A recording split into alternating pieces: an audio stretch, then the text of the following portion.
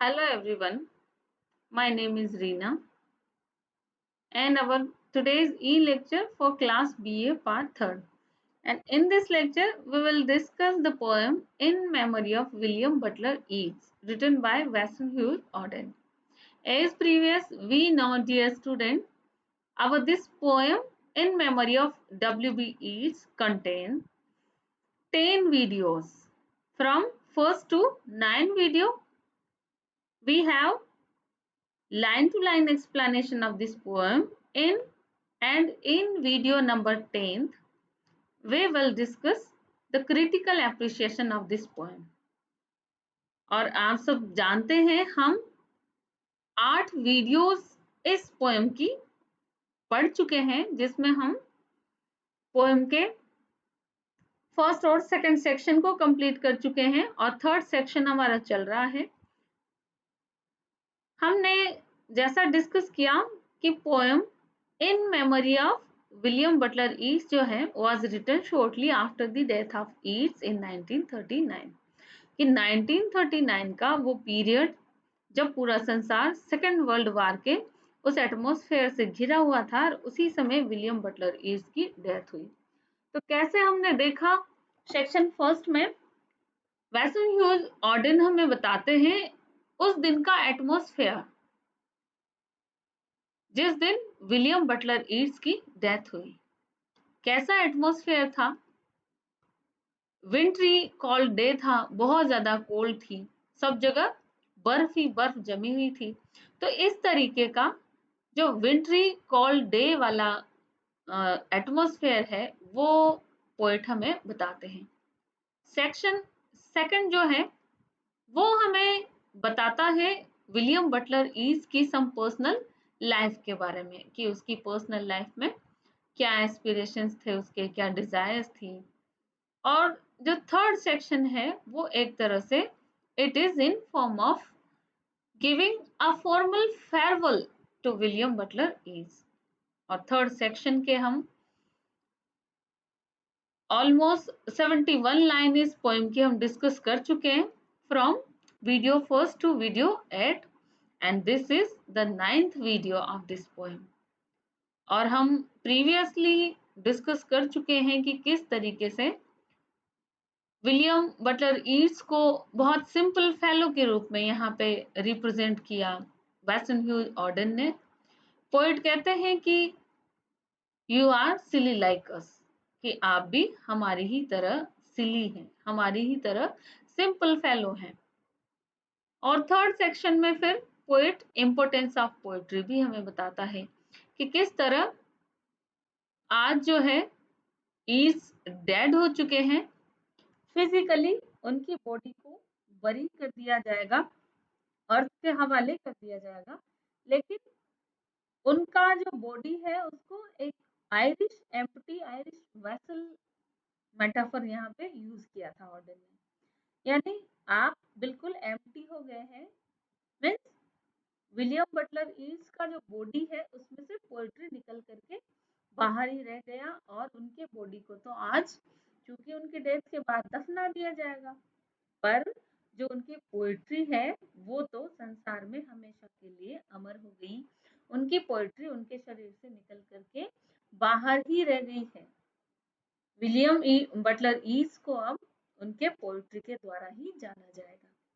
तो ये section third एक तरह से एक फेयरवेल देता है ईट्स को.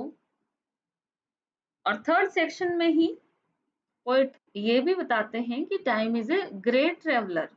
टाइम कितना ग्रेट ट्रेवलर है, वो सारे डिफेक्ट्स और वीकनेसेस को माफ कर देता है. By the passing of time all weaknesses and voices of the writer forgiven by the people because of their great writing कि उनकी ग्रेट राइटिंग के कारण लोगों को लोगों द्वारा उन लेखकों को माफ कर दिया जाता है उनकी महान कृतियों के कारण. और ऐसा ही ईट्स तुम्हारे साथ भी होगा, ये यहाँ कहना चाहता है पोएट. मतलब कि ईट्स तुम भी हमारे जैसे ही सिली फेलो हो, तुम्हारे अंदर भी वीकनेसेस हैं, फोलीज हैं, फोइबल्स हैं, लेकिन चूंकि तुम्हारी great writing of your poetry, great style of your poetry, you will be forgiven by the people by the passing of time.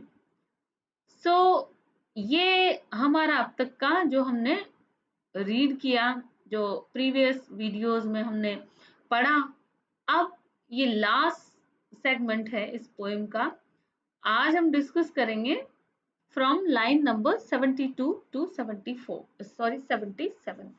This poem contains total 77 line, and we have discussed line number from 1 to 72, and in this video number 9, we will discuss the line from 72 to 77. So we can say that this is the last extract of this poem. So let's have a look on your screen and start our today's topic. Sign of human unsuccess, sign of human unsuccess, in a rapture of distress, in the deserts of the heart, and let the healing fountain start. In the prison of his days, teach the free man how to praise. Means ये जो last line है, इनमें concluding line है, ये अंतिम line है इस poem की। अगर हम इन लाइन को एक्सप्लेन करेंगे तो इंग्लिश टू इंग्लिश जैसा मैंने यहाँ पे लिखा हुआ है वो हम समझेंगे, और इनका मैं हिंदी एक्सप्लेन करके भी आपको समझाऊंगी। These lines are the concluding lines of this poem. ये लाइन्स क्या है? Concluding line of this poem है। कंक्लूडिंग मीन्स क्या होता है? आखिरी के स्टेंजा, आखिरी की कुछ लाइन्स हैं। There is a formal farewell to Yeats, और ये क्या है? एक तरह से ईड्स को एक सिंपल सा, एक फॉर्मल सा फेयरवेल ऑडिन यहाँ पे देता है। ऑडिन says much of ईड्स greatest poetry is a record of dissatisfaction and failure. और हमें इस पोएम को पढ़ने पे ये भी देखने मिलता है कि ईड्स की जो पोएट्री है उसके ज्यादातर पोएट्री में हमें क्या नजर आता है? इस record of dissatisfaction and failure. वो लाइफ से और जो एजिंग इफेक्ट है उससे डिससेटिस्फाइड नजर आते हैं, और उनका फेल्योर भी यहाँ पे नजर आता है। कई तरीके का फेल्योर, जैसे कि लव में भी वो फ्रस्ट्रेशन उनको मिला कि जो आयरिश लेडीज थी, मॉड गॉन, इंसुल्ट गॉन, उसका भी प्रेम उनको नहीं मिल पाया। तो इस तरह से आयरिश जो पीपल में, वो आयरिश लोगों में जो ट्रांसफॉर्मेशन ईस्ट चाहते थे, शायद वो भी नहीं ला पाए। तो कुल मिलाकर के यहाँ हमें ऑर्डन कहना चाहता है that Yeats greatest poetry is a record of dissatisfaction and failure. Yeats की जो महान कविताएं हैं उनमें डिससेटिस्फैक्शन और फेल्योर ही नजर आता है। But by it's self criticism and aspirations, his poetry has positive force। लेकिन फिर भी उनकी पोएट्री में सेल्फ क्रिटिसिज्म नजर आता है, एस्पिरेशंस नजर आते हैं, बहुत अभिलाषाएं नजर आती हैं, और यही उनकी पोएट्री का एक पॉजिटिव फोर्स है, पॉजिटिव पॉइंट है। Auden wishes us all to learn the same art like William Butler Yeats। और ऑर्डन, यहाँ पे ऑर्डन की क्या इच्छा है? लास्ट में ऑर्डन ईट्स को फेयरवेल दे रहा है और हमसे एक अपील भी कर रहा है। क्या कहता है ऑर्डन? कि he wishes us all to learn the same art like William Butler Yeats, कि आप सबको भी विलियम बटलर ईट्स के जैसे ही आर्ट सीखनी चाहिए। And at the end of the poem, और पोएम के अंत में Auden says today men are covered with selfishness and lack in sympathy। और ऑर्डन कहते हैं कि आज लोग कैसे हो गए हैं? Today men are covered with selfishness, लोग स्वार्थ से घिर गए हैं, एंड lack in sympathy, और एक दूसरे के प्रति जो सहानुभूति है उसकी भी कमी लोगों में दिख रही है। तो ऐसे टाइम पे हमें क्या जरूरत है? We all to learn the same art like William Butler, क्योंकि प्रीवियस लाइन में ऑर्डन ये भी कहते हैं फॉलो पोइट फॉलो राइट, जैसा हमने पढ़ा था पिछले वीडियोस में। तो एक लाइन ऐसी भी उन्होंने कही है कि follow poet follow right, means यदि आप पोइट्री ग्रेट पोइट्स को फॉलो करोगे तो it means you are going on a right path, आप सही दिशा में सही डायरेक्शन में जा रहे हैं।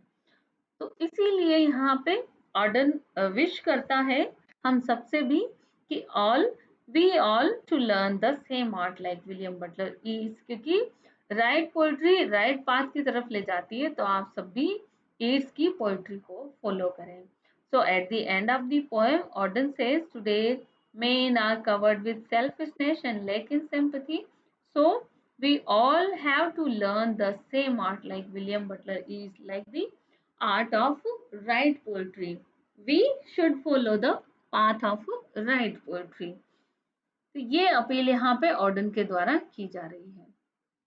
आगे देखिए, they are the pioneer of his own selfishness, और लोग इतने ज्यादा सेल्फिश हैं, बहुत ज्यादा, वो खुद में ही बहुत सेल्फिश हो गए हैं। Here only hopes in these dark times, और इस डार्क टाइम पे, sorry, and here Auden believes that the poets are the only hopes in these dark times। और डार्क टाइम क्यों कहा है? जैसा पहले हमने जो लाइंस डिस्कस किए जिनमें उस समय के एटमॉस्फेयर को नाइटमेयर की तरह बताया, डार्क नाइटमेयर, जैसे बहुत डरावना सा सपना आ जाता है। तो डार्क टाइम्स क्यों था? Because the world was on the brink of another world war like second world war. तो उस समय एटमॉस्फेयर ऐसा था कि पूरा संसार जो है दूसरे विश्व युद्ध के शुरुआत के कगार पे था, तो इसलिए उस समय के एटमॉस्फेयर को डार्क टाइम कहा है। तो यहाँ पे ऑर्डन का मानना ये है कि एक पोइट और ग्रेट पोइट्री जो है वही इस डार्क टाइम में हमारे लिए होप है, हमारे लिए एक उम्मीद की किरण है। So we should follow the right path of poetry, we should follow the same art like William Butler is. Here Auden appeals to the all people, so he appeals to every poet that follow the right way of writing like ease। तो यहाँ पे अब वो लोगों से तो appeal कर रहा है कि आप ईड्स को फॉलो करें, means the great poetry like Yeats जिन्होंने भी लिखी है, आप उस ग्रेट पोएट्री को फॉलो करें। और सब पोएट से भी अपील करता है, क्या अपील करता है? That follow the right way of writing, कि सभी पोएट को भी विलियम बटलर ईट्स के जैसे ही राइट पोएट्री लिखने के लिए सेम वे अडॉप्ट करना चाहिए, ईट्स की तरह ही right way of writing follow करना चाहिए। So Auden suggests that E's poetry had this great power, a spreading of message of love and sympathy। कहने का मतलब कि यहाँ पे जो ऑर्डन है वो कहते हैं कि ईट्स की जो पोएट्री है had this great power, a spreading of message of love and sympathy, की ईट्स की पोएट्री में ही वो ग्रेट मैसेज है। कौन सा message? Message of love and sympathy. Yeats की पोएट्री में वो ग्रेट पावर है और ईट्स की पोएट्री लव और सिंपैथी का मैसेज ही सबको देती है। So Auden has the point of view that Yeats poetry may make the fountain of sympathy start in the hearts of people, especially Irish people. At last, Auden says the great poets like Yeats can inspire men to accept the love and like other men। और at last Auden यही कहते हैं कि like Yeats की तरह ही can inspire man to accept and love and like the other man. तो ये थी हमारी आज की poem in memory of William Butler Yeats, and this poem contains total 77 lines, And from our video first to 9, we have discussed this poem. We have discussed the whole line of this poem, 77 lines of this poem, as line by line its explanation in Hindi and English, both in both Hindi and English also.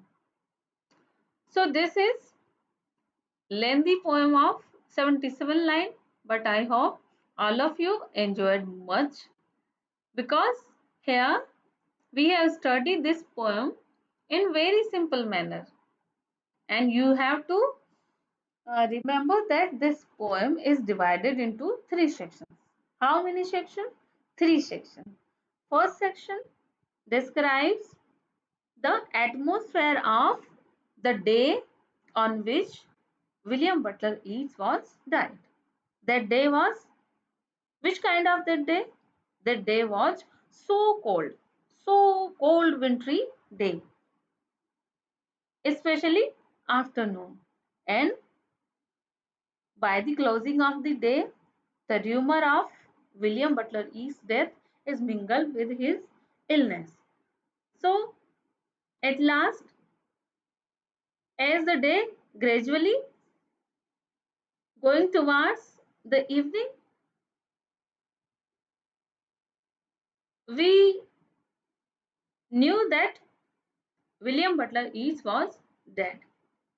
So, this is the first section depicting the atmosphere of the day, the so cold wintry afternoon of the day, January 1939, when William Butler Yeats was dead. And in second section, what have we read in second section? Second section is a short section of this poem and deals with personal life, about some personal life of William Butler Yeats. Okay, and at last we have discussed the third section of this poem, and in third section we came to know about the great art of poetry. Importance of poetry means it is a formal farewell to the death of William Butler Yeats. So this is our today's e-lecture, lecture number 9th, and from 1 to 9th we have finished our poem, the In Memory of William Butler Yeats. So dear students, get ready for the 10th video of this poem, and in our 10th video we are going to discuss the critical appreciation of this poem. Okay, so it is also much important, the critically appreciation of this poem. So let's enjoy your studies and be with me in my next video. Till then, bye and have a nice day.